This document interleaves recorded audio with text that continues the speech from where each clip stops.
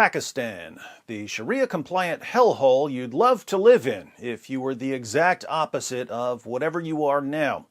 Pakistan, where you can kidnap, rape, torture, and forcibly convert a Christian or Hindu girl, and a mob will attack the victim's family unless they all keep their mouths shut. Pakistan, it's just like Afghanistan, but with nuclear weapons. Seems like every time Pakistan is in the news, it has something to do with a mob of morons shouting Allahu Akbar while brutally murdering someone for hurting their feelings over the most obvious false prophet in history. Today is no different. Let's read about a factory manager who was beaten, murdered, and set on fire for blasphemy while the crowd cheered with glee and posed for selfies in front of the burning body. We won't bother going to Islam's most trusted sources unless someone says something really stupid about this having nothing to do with Islam. Al Jazeera reports. A Sri Lankan factory manager in Pakistan has been beaten to death and set ablaze by a mob, police confirmed, in an incident local media reported was linked to alleged blasphemy. The incident took place in Sialkot, about 200 kilometers southeast of the capital Islamabad, on Friday. Few issues are as galvanizing in Pakistan as blasphemy, and even the slightest suggestion of an insult to Islam can supercharge protests and incite lynchings. Prime Minister Imran Khan said he was overseeing the investigation into the horrific vigilante attack, as he called it a day of shame for Pakistan. A day of shame? More like a century of shame.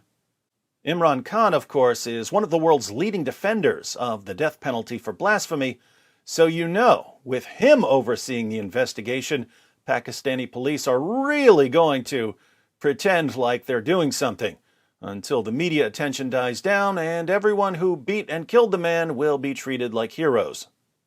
Let there be no mistake, all those responsible will be punished with full severity of the law, he tweeted.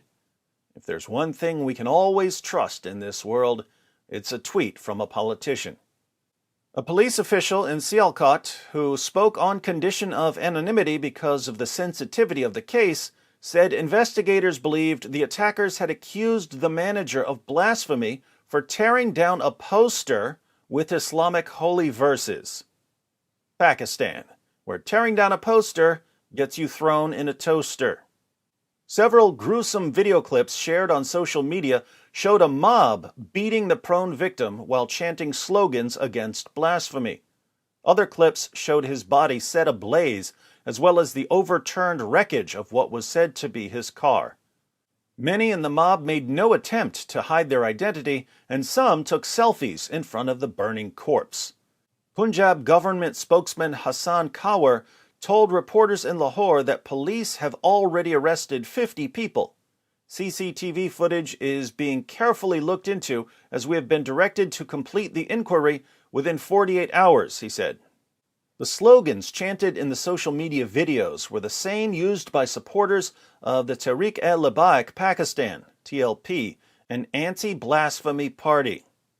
TLP sounds like another abbreviation for toilet paper. Just imagine an entire political party whose platform is executing people for blasphemy. Gotta love Pakistan. The TLP has in the past paralyzed the country with protests, including an anti-France campaign after Paris-based satirical magazine Charlie Hebdo last year republished cartoons depicting the Prophet Muhammad. You mean cartoons like these? Ha ha! How's it feel, TLP? No one expects the Muhammad cartoons. Let these images burn into your eyes the way you burn people for blasphemy. Mob killings over accusations of blasphemy have been frequent in Pakistan, where the crime can carry the death sentence. Tahir Ashrafi, Khan's advisor for interfaith harmony, in Pakistan? Sounds Orwellian, but it's Pakistan. Talk about worlds colliding. Tahir Ashrafi, Khan's advisor for interfaith harmony, condemned the killers in a recorded video statement shared on social media. It is a barbaric act and against Islam's teaching, he said.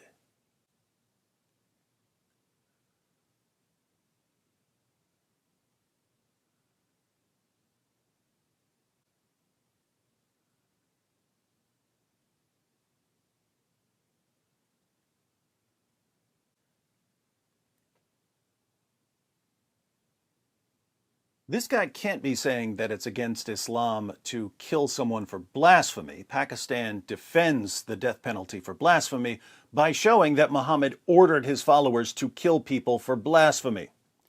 So he must be saying that vigilante justice is against Islam, and here he's just contradicting his own prophet.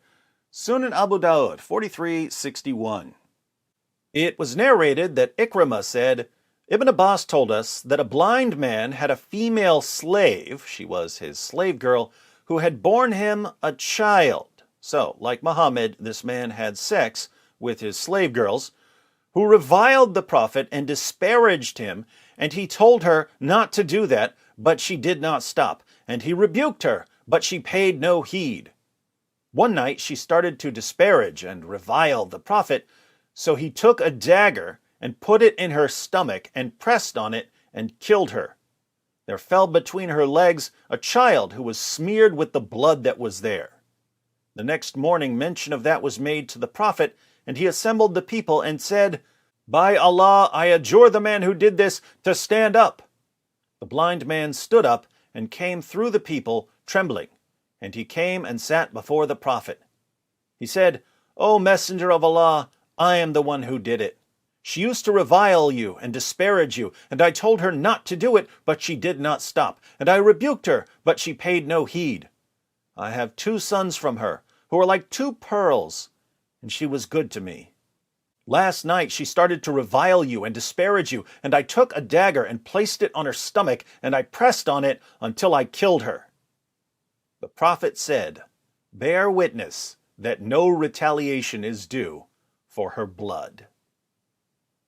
This man brutally murdered the mother of his children, and there was no retaliation because the woman had made fun of Muhammad. But Imran Khan's advisor for interfaith harmony wants to convince us that it's against Islam to brutally murder a man for blasphemy. Looks like there's no death penalty for lying in Pakistan.